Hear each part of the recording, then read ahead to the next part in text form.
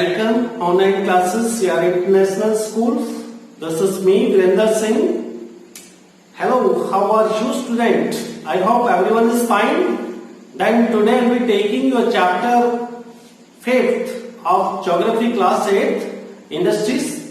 और इंडस्ट्रीज में आज हम बात करने वाले हैं मेजर इंडस्ट्रियल रीजन की, जो वर्ल्ड ओवर के अंदर कौन कौन से मेजर इंडस्ट्रियल रीजन है जहां पे इंडस्ट्रीज लोकेटेड है, और उसके बाद में हम बात करेंगे distribution of major industries in India.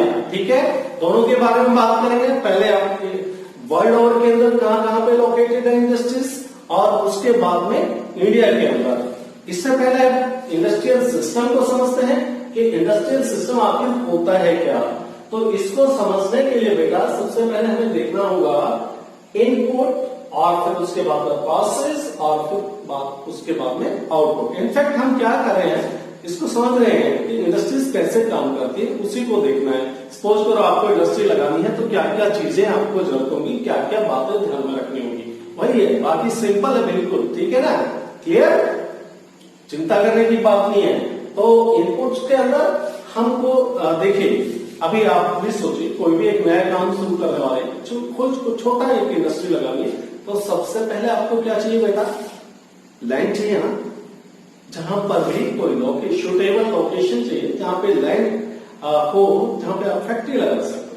तो सबसे पहले रिक्वायरमेंट क्या होगी, लैंड की रिक्वायरमेंट होगी. क्लियर. और उसके बाद में आपको लैंड मिली तो फिर वहां पे आपको बिल्डिंग एक खड़ी होगी, एक इंफ्रास्ट्रक्चर खड़ा करना होगा. ठीक है ना, बिल्डिंग चाहिए उसके लिए. फिर उसके बाद में जब आपने बिल्डिंग भी बना ली सुटेबली, फिर वहां पर आप क्या करोगे, फैक्ट्री के लिए जो भी मशीन है वो लेकर लाकर लगाएंगे. ठीक है ना. सबसे पहले आपको लैंड चाहिए, फिर उसके बाद में आपने बिल्डिंग ली, और उसके बाद में मशीनें लाके लगा दी. ठीक है ना. अब फोर्थ रिक्वायरमेंट होगी आपकी रॉ मटेरियल चाहिए. ठीक है ना. चौथी रिक्वायरमेंट क्या होगी, आपको रॉ मटेरियल चाहिए. भाई आप इंडस्ट्रीज में कोई फिनिश्ड गुड तैयार कर रहे हो तो उसके लिए आपको रॉ मटेरियल जो चाहिए, किस चीज से क्या बनाना होगा. क्लियर. ठीक है. और उसके बाद में आपके पास में आएगा ट्रांसपोर्ट भी चाहिए. ठीक है ना, ट्रांसपोर्ट चाहिए सामान को लाने के लिए, ले जाने के लिए. तो ये सब जरूरत पड़ेगी. ये सब किसमें आएगा, आपका इनपुट के अंदर आने वाला है बेटा. ठीक है ना. अब इसके बाद में हम प्रोसेस की बात करते हैं. प्रोसेस, इनफैक्ट जब आपके पास में रॉ मटेरियल आ गया तो आपकी फैक्ट्री के अंदर, आप ही की बात कर रहा हूं, आप फैक्ट्री के मालिक बना दिए हो मैंने. ठीक है ना. मान लीजिए कि आप फैक्ट्री के मालिक हो. भविष्य में तो आपने क्या करना है वो तो फ्यूचर बताएगा और आपका इंटरेस्ट बताएगा. तो उसके बाद में प्रोसेस क्या होगा, उसमें वाइड रेंज ऑफ एक्टिविटीज होती है जो कन्वर्ट करती है रॉ मटेरियल को फिनिश प्रोडक्ट के अंदर. अब हम इसको थोड़ा सा एक कॉटन का एग्जांपल लेके समझ सकते हैं. ठीक है, कैसे हम टेक्सटाइल इंडस्ट्रीज में किस तरह से काम करते हैं.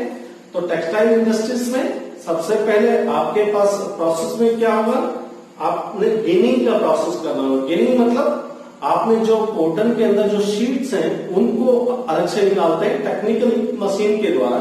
शीट्स को अलग कर दिया, जो कॉटन के अंदर शीट्स है उनको अलग कर दिया. गिनिंग के बाद में फिर स्पिनिंग का प्रोसेस होता है, सूत को काटने का. ठीक है ना, सूत को काटने का प्रोसेस, और फिर उसके बाद वीविंग का प्रोसेस, बुनने का प्रोसेस होगा. और बुनने के प्रोसेस के बाद में फिर हम पेंटिंग डाइंग करेंगे, उसको कलर देंगे, और डाई करने के बाद में पेंटिंग, और पेंटिंग करने के बाद में वो कपड़ा बन के आपके मार्केट में आ जाता है और आप तक पहुंच जाती है जो आपने शर्ट पहनी है. क्लियर. तो ये समझ गया पूरा प्रोसेस. इसमें वाइड रेंज ऑफ एक्टिविटीज हो गई. आपने सबसे पहले बुनने वाला काम किया, गिनिंग, फिर उसके बाद में आपका स्पिनिंग हुआ, फिर उसके बाद में स्पिनिंग के बाद में क्या किया, अरे याद तो करो, वीविंग का काम किया, बुनाई का काम किया, और फिर उसके बाद में डाइंग एंड देन पेंटिंग, और पेंटिंग के बाद में वो प्रोडक्ट आ गया मार्केट के अंदर, और मार्केट से आपने वो शर्ट खरीद ली फैशन के हिसाब से जैसे आपको शर्ट चाहिए थी. क्लियर. ये हो गया आपका किस तरह से टेक्सटाइल इंडस्ट्रीज काम करती है. सिमिलरली सभी इंडस्ट्रीज, अब ऑटोमोबाइल की बात करें तो उसमें क्या होता है, रोबोट वगैरह होते हैं. आजकल तो लेटेस्ट टेक्नोलॉजी है, मशीनों के साथ में रोबोट होते हैं, और जो भी एक मॉडल है, जिस तरह की कार, सपोज करो आप फोर्ड की कार बनाना चाहते हो, तो उसका जो बेस है उसको एक कन्वेयर बेल्ट पे, कन्वेयर बेल्ट मतलब जैसा कि आपने देखा होगा या समझ गए, एस्केलेटर्स, जैसे रेलवे स्टेशन पे आपको चलना नहीं होता है, आप सिर्फ सीढ़ी में खड़े हो जाते हैं और वो इलेक्ट्रॉनिकली ऊपर चलती जाती है।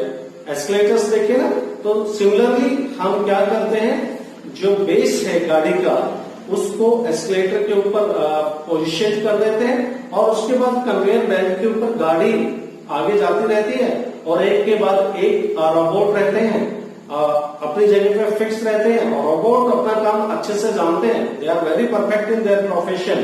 तो जैसे वो टाइम भी फिक्स है, सपोज करो 3 मिनट के लिए यहाँ पर आई, तो जो फर्स्ट रोबोट ने किया उसकी खिड़की लगा दी, सेकंड वाले ने टॉप वाली रूफ है वो फिक्स कर दी, थर्ड वाले सिमिलरली ऐसे ही रोबोट काम करते जाते हैं, कुछ का काम स्क्रू को टाइट करना है और इस तरह से साथ में टेक्नीशियन भी होते हैं जो एक्सपर्ट हैं, वो देखते रहते हैं जो कुछ मैनुअली करने का काम होता है।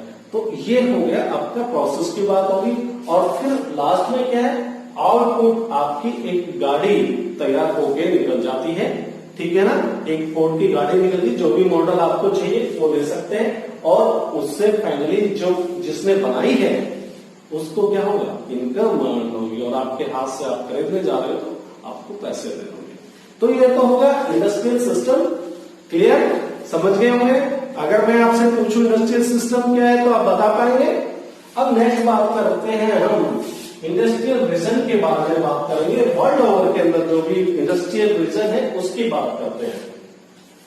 तो सबसे पहले बात करते हैं जो नॉर्थ अमेरिका है उसका ईस्ट वाला पार्ट, वहां पर इंडस्ट्री का लोकेशन काफी है। अगर मैं आपको दिखा पाऊं तो ये मेरे पास में वर्ल्ड का मैप है और ये जो आप पार्ट देख पा रहे हैं black shaded, this is the east of the north America.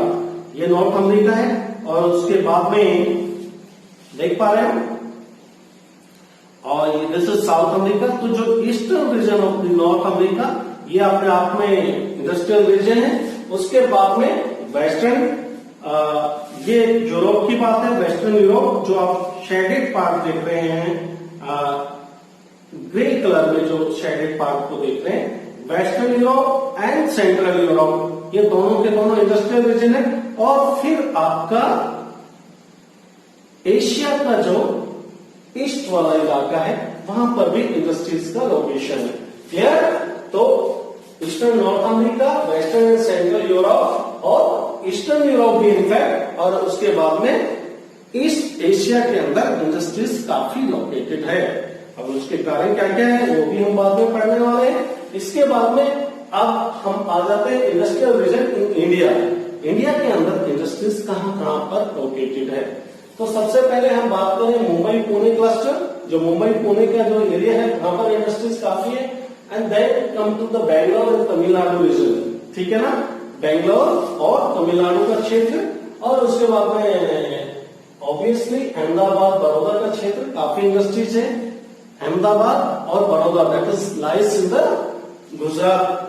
और उसके बाद में छोटा नागपुर इंडस्ट्रियल बेल्ट, छोटा नागपुर क्षेत्र जो आपका झारखंड, छत्तीसगढ़ और उड़ीसा, वेस्ट बंगाल का पार्ट, वो सारा का सारा छोटा नागपुर रीजन आता है।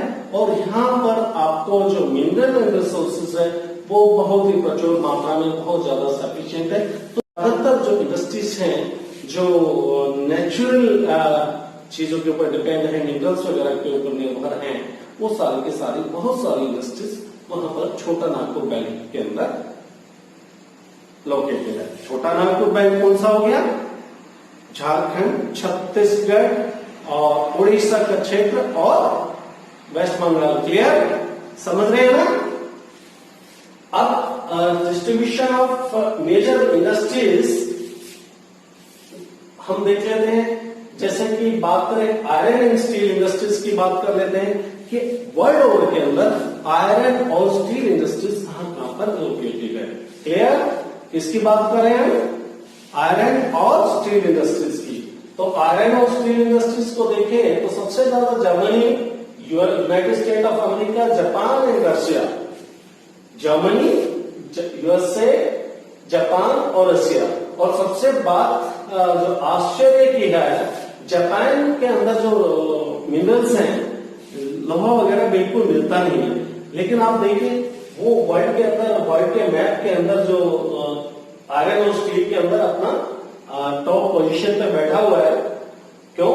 कारण यही है कि जापान के अंदर अपने आप में टेक्नोलॉजी है जो आपसे आयरन और लेता है इंडिया से, और जो भी दूसरे कंट्रीज से उनसे आयरन और वहां पे एक्सपोर्ट की जाती है, और उसी आयरन और से वो स्टील और आयरन के प्रोडक्ट बना के आपको भेजता रहता है। क्लियर? तो ये अच्छी बात है। चाइना, आप जैसे कि जानो, वर्ल्ड ओवर जो चाइना के अंदर सबसे ज्यादा प्रोडक्शन आयरन का होता है, अच्छी क्वालिटी का आयरन का होता है। इसके बाद में हम टेक्सटाइल इंडस्ट्रीज की बात कर लेते हैं। टेक्सटाइल इंडस्ट्रीज इंडिया के अंदर आपको पता है, गुजरात, महाराष्ट्र का क्षेत्र, और इनफैक्ट अभी तो कानपुर के अंदर भी टेक्सटाइल इंडस्ट्रीज, अपने हरियाणा के अंदर पानीपत के अंदर भी इंडस्ट्रीज, टेक्सटाइल इंडस्ट्रीज लोकेटेड है। तो इसी के साथ में हांगकांग के अंदर, हांगकांग के बारे में आपको एक इंफॉर्मेशन ऑब्वियसली आप जानते होंगे कि हांगकांग इससे पहले जो ब्रिटिश का कॉलोनी था, आज से 25-26 साल पहले 1996, जहां तक अगर मैं ठीक हूं तो 1996 के अंदर ये अब चाइना के पास में आ गया है। वैसे ऑटोनोमस स्टेट है और हांगकांग के अंदर भी टेक्सटाइल इंडस्ट्रीज है। इसी के साथ में जो चाइना के आसपास के जो क्षेत्र हैं, जैसे चाइना के साथ ही साउथ कोरिया हो गया, जापान हो गया और ताइवान, ये सभी जगह पे आपको क्या मिलने वाले हैं? टेक्सटाइल इंडस्ट्रीज मिलने वाली है। अब major hub of the information technology के बारे में बात कर लेते हैं। वर्ल्ड ओवर के अंदर कहां पर है इंफॉर्मेशन, आईटी इंडस्ट्रीज के बारे में, इंफॉर्मेशन टेक्नोलॉजी, कंप्यूटर और इससे रिलेटेड जो भी है आप बात करें, गूगल हो गया, फेसबुक, इसके बारे में जो भी बात करो। तो इसकी बात करें तो सबसे ज्यादा जो स्टार्टिंग है अब central California. Central California is a state in United State of America, right? तो वहां पर इंफॉर्मेशन टेक्नोलॉजी, इनफैक्ट अगर आप बात करो तो जो कैलिफोर्निया है वहां पे एक सिटी है सैन फ्रांसिस्को। तो सैन फ्रांसिस्को के साउथ के अंदर जो इंफॉर्मेशन एंड टेक्नोलॉजी का हब है, बहुत सारे वहां पे इंडस्ट्रीज है, और आप ये कह सकते हो स्टार्टअप वहीं से स्टार्ट हुआ आईटी इंडस्ट्रीज का यूनाइटेड स्टेट ऑफ अमेरिका में। और सिलिकॉन वैली के नाम से इनफैक्ट हम सेंट्रल कैलिफोर्निया को जानते हैं। और तो वहां पर आपकी एप्पल की बात करें या गूगल की बात करें या फेसबुक की बात करें, इनकी जो स्टार्टिंग वहां पर हुई है और अपने आप में वहां पर इनका हब है। और इंडिया के अंदर हम बात करें तो बेंगलोर हो गया, उसके बाद में पुणे है, हैदराबाद है, गुड़गांव है, ये कुछ यहाँ पर नहीं लिखे हैं। तो ये अपने आप में हमारे इंडिया के अंदर सिलिकॉन वैली में बेंगलोर और हैदराबाद का नाम, इनफैक्ट पुणे का नाम भी सिलिकॉन वैली के नाम से जाना जाता है। अब सिलिकॉन वैली आईटी इंडस्ट्रीज को क्या बोलते हैं उसके बारे में थोड़ा सा जानकारी रख लीजिए कि सिलिकॉन एक एलिमेंट है, आप जानते होंगे, राइट? सिलिकॉन क्या है? एलिमेंट। और ये एलिमेंट का जो कंप्यूटर हो गया या फिर इलेक्ट्रॉनिक गैजेट्स के अंदर जो काफी इस्तेमाल होता है, सेमीकंडक्टर के जैसे उसके इस्तेमाल की जरूरत होती है सॉलिड स्टेट के अंदर, तो वो इस सिलिकॉन का इस्तेमाल कंप्यूटर में ज्यादा होता है और इलेक्ट्रॉनिक्स गैजेट्स में होता है, तो इस वजह से इसको सिलिकॉन के नाम से जाना जाता है। तो आज हमने पढ़ा इंडस्ट्रियल सिस्टम क्या है, ठीक है? इंडस्ट्रियल सिस्टम में हमने देखा इनपुट के अंदर कौन कौन सी चीजें रिक्वायर होगी जब आप इंडस्ट्रीज खोलते हैं, इंडस्ट्रीज कहीं पे आप लोकेट करोगे तो क्या क्या आपको देखना होगा, वो सभी देखा। और फिर इंडस्ट्री के अंदर प्रोसेस, मैंने 2 एग्जांपल, एक फोर्ड का और फिर दूसरा सेकंड टेक्सटाइल इंडस्ट्रीज के बारे में आपके साथ डिस्कस किया। उसके बाद में आउटपुट क्या होगा, उससे फिनिश प्रोडक्ट होगा और उससे जो कंपनी या फैक्ट्री को इनकम मिलने वाली है और आपको गाड़ी मिलने वाली है चलाने के लिए, ठीक है। और फिर हमने बात की industrial region, major industrial region जो वर्ल्ड के अंदर है, उसके बारे में एक एक हमने बात की सभी पूरे वर्ल्ड के अंदर। जैसे हमने नॉर्थ अमेरिका के अंदर देखा, फिर यूरोप के अंदर, वेस्टर्न यूरोप की बात करें, सेंट्रल यूरोप की बात करें या ईस्टर्न यूरोप की बात करें, और एशिया के अंदर जो इंडस्ट्री का लोकेशन जो है वो चाइना के अंदर है। जो पूर्वी जो एशिया की बात करें चाइना के अंदर है, इंडिया के कुछ पार्ट में है, तो ये सभी एशिया के आगे। और इसके बाद में हम इंडस्ट्रियल लोकेशन इंडिया में देखें, मुंबई पुणे क्लस्टर की बात करें, बेंगलोर तमिलनाडु, और उसके बाद में छोटा नागपुर बेल्ट और अहमदाबाद बड़ौदा के बारे में बात की। ये हमारा इंडस्ट्रियल रीजन है इंडिया के, क्लियर। फिर major industries, iron and steel industries की बात की हमने, Germany, United State of America, Japan and Russia, जहाँ पे आयरन, और इसमें मैंने बात की कि जापान के अंदर रॉ मेटेरियल यानी कि आयरन और बिल्कुल ना के बराबर होता है, फिर भी वो जो आयरन एंड स्टील इंडस्ट्रीज के अंदर काफी अपना पोजीशन बना हुए हैं वर्ल्ड के अंदर। टेक्सटाइल इंडस्ट्रीज की बात की, टेक्सटाइल इंडस्ट्रीज हमारे यहाँ पे गुजरात के अंदर, महाराष्ट्र के अंदर। कारण क्या है? क्योंकि वहां इसके लिए टेक्सटाइल इंडस्ट्रीज के लिए हमको ह्यूमिड इन्वायरमेंट चाहिए, जहाँ पे इन्वायरमेंट में ह्यूमिडिटी हो और मॉडरेट टेम्परेचर चाहिए, नहीं ज्यादा बहुत टेम्परेट रीजन ये कह सकते हो। टेम्परेट रीजन मतलब सब ट्रॉपिकल, और फिर जो पोलर रीजन है उसके बीच का जो क्षेत्र है, ऐसा क्षेत्र जहां पे टेम्परेचर बहुत ज्यादा भी ना हो और बहुत ज्यादा फ्रिजिड भी ना हो, राइट। तो ऐसे क्षेत्र के अंदर टेक्सटाइल इंडस्ट्रीज अच्छे से काम करती है। और इनफैक्ट आजकल तो ऐसा कुछ रहा ही नहीं, क्योंकि आप आर्टिफिशियल भी आप इन्वायरमेंट क्रिएट कर सकते हो, ह्यूमिडिटी क्रिएट कर सकते हो। तो ये आप देख रहे हो इंडस्ट्री अपने इंडिया के अंदर, कानपुर के अंदर भी, पानीपत के अंदर भी टेक्सटाइल इंडस्ट्रीज लोकेटेड है, क्लियर। हांगकांग हो गया, फिर साउथ कोरिया, जापान, ताइवान, और major hub of IT industries के बारे में हमने बात की कि आईटी इंडस्ट्रीज के मेजर हब, मेजर लोकेशंस कहाँ पे हैं जहां पर इंफॉर्मेशन टेक्नोलॉजी की इंडस्ट्रीज है। तो उसमें हमने बात की कैलिफोर्निया की, क्लियर। कैलिफोर्निया के बाद में हमने बात की बेंगलोर के अंदर, और इनफैक्ट कैलिफोर्निया के साथ में हमने बात की थी कि जो कैलिफोर्निया स्टेट है वहीं पर सैन फ्रांसिस्को सिटी है, वहां पर आईटी इंडस्ट्रीज का मेजर हब है, क्लियर। तो इसी के साथ में ये वाला चैप्टर का जो टॉपिक है इंडस्ट्रीज में, ये आपका हो गया है। और मैं होप करता हूं आप इसको अच्छे से समझ गए होंगे। नेक्स्ट टॉपिक के साथ में फिर हम मिलेंगे, तब तक के लिए goodbye, stay home, stay safe, thank you.